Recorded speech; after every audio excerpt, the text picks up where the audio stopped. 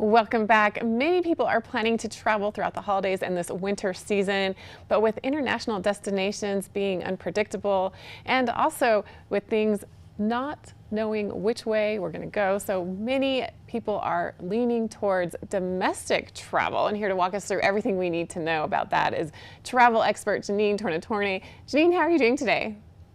I'm doing great. Great to be here. So what do we need to know if we are traveling during this holiday winter season? How can we be prepared? Yeah, I think the biggest thing right now is to really be aware of local protocols within a destination. I think we're all pretty aware of airline policies at this point, although, people that are going domestic might not necessarily know how things are changing locally. So really being aware of how those local protocols are playing out and are changing potentially on a week-to-week basis is going to be really important this winter. And how do you recommend avoiding crowds? Many of us are wanting to be as safe as we can when we travel. Well, being in a ski destination, you can probably appreciate this, but traveling midweek is really the best way to avoid some of the crowds. A lot of people head, especially to, these ski resort destinations, which is a big one this holiday season, on the weekends. So traveling Monday through Friday, not only are you going to miss out on some of the crowds, but you're actually going to avoid higher airfare prices, and you're going to find better availability at a lot of these resorts as well. And if we have certain things that we want to make sure we don't miss out on at our destination, how can we make sure that we get that event in, especially with many worker shortages, hours change? What do you recommend for that? Yeah, it's still going to be important to make reservations for things in advance, whether it's theme park tickets, anything you want to do within your destination, maybe it's tubing or ice skating, making those reservations in advance. There are a lot of places that don't have the capacity limits per se anymore. However, we have seen staff shortages throughout the travel industry, and those are still playing out in some areas around the country. So anything you can reserve in advance, I suggest doing that this season. And you mentioned being aware of the protocols wherever you're traveling, but what else can we do to make sure that we are prepared for the unknown?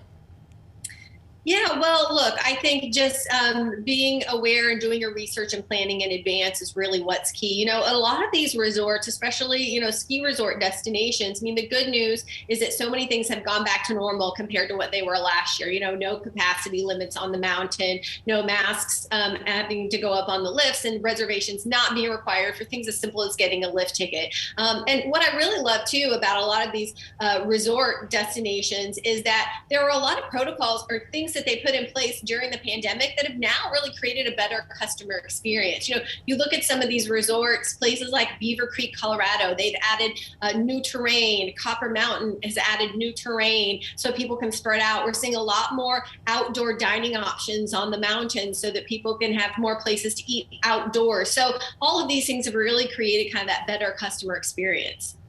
And of course, here in Park City, we specialize in getting out and enjoying winter recreation on the mountain, but beach destinations are also on the rise right now. Yeah, beach and ski destinations are really where people are going this year. And with most Americans staying domestic over the holidays, you're going to see a lot of people headed to the southeastern portion of the United States. Florida is really big for the beach destinations. And of course, Utah and Colorado are two really big ones for the ski resort destination trips. And ski resorts, they implemented many changes last year to help reduce the spread of COVID. What do you know about those restrictions with resorts this year and this season? Yeah, well, mostly everyone is operating back to normal. So capacity limits have primarily gone away, which means you don't have to make reservations for those lift tickets. You don't have to have a mask on in any outdoor areas. Now, there are still some restrictions in place for a lot of the indoor venues where you do have to wear a mask. Even some resorts around the country require you to show a vaccination card for indoor destinations. That's not as widely not as much as just having to wear a mask on indoor destinations. But look, it's a big year for a lot of these resorts. You look in places like Aspen, Colorado, this iconic destination celebrating its 75th anniversary. They're back to normal event schedule. We're also seeing a lot of the big spectator events back this year. Copper Mountain, which hosts the Dew Tour and the Toyota US Grand Prix, those spectator events are back. And, a lot of these are free for visitors. And it being an Olympic year, I think those are going to be more popular than ever. And some of the changes that were made have actually stuck. Things like wider spaces with outdoor dining, expanding the mountain where you're skiing to have more space to get out and enjoy. These are all changes that people really liked. Absolutely. I mean, I think terrain expansion is one big trend that we're seeing. I mentioned Beaver Creek. They have their new McCoy Park, over 250 acres of expanded terrain that's beginner and intermediate. A lot of great areas for families for learning to ski. Copper Mountain also is introducing their new Western Territory. This is a new multi-year expansion, but it's going to be geared towards families and kids also. So really, I think that with so much interest in this sport, a lot of these resorts are really adding on this beginner and intermediate terrain so that people can get out here and learn to ski and snowboard. And what about locally, right here in Salt Lake City? Where could we go if we want to stay close to home, Park City, Salt Lake City, across Utah in general?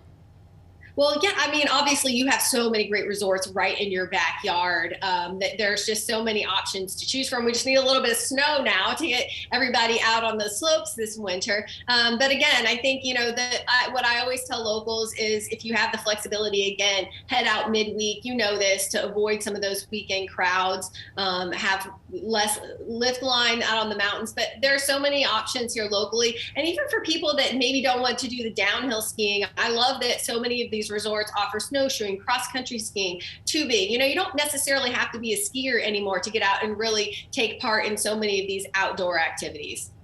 Oh, you make such good points as always.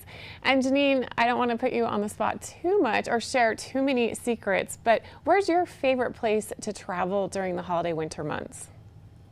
Oh, wow. Well, I am a big skier. I love getting out to these destinations. I mean, this year on my list, I definitely have to say is Aspen. That 75th anniversary is just such a draw. This is such an iconic destination. They actually just renovated their new their Limelight Hotel, which is an iconic property right downtown, just reopened for the season. So there's just so many things happening in these ski resorts. But to me, getting to these mountain destinations during the winter is really the place to be.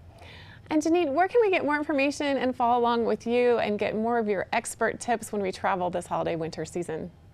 Well, sure. You can check out my website. It's theoutsideinsider.com. I have lots of ideas for these great winter destinations, but really all year long as well. Well, thanks once again, Jeanenne Tornatore. Always appreciate your recommendations on where to travel so we can be prepared and have the best memories with our friends and family. So thanks so much for your time today. We'll be back with more right here on Mountain Connections after this.